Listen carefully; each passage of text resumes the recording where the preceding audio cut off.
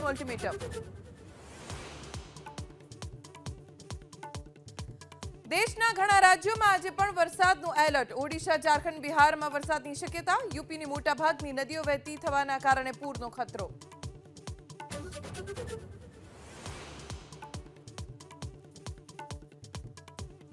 આપ સુપ્રીમો અરવિંદ કેજરીવાલ કાર્યકર્તાઓને કરશે સંબોધન. હરિયાણા વિધાનસભાની ચૂંટણી ઉપરાંત વિવિધ મુદ્દાઓ પર ચર્ચા.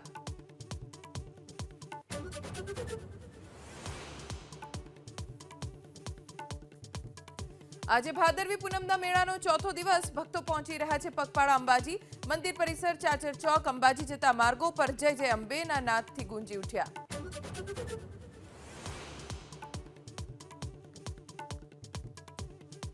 ધોરણ 12 પાસ અને ગ્રેજ્યુએટ માટે સારા સમાચાર. રેલવે વિભાગમાં 11,558 જગ્યા માટે તક. 14 ઓક્ટોબર સુધી કરી શકાશે અરજી.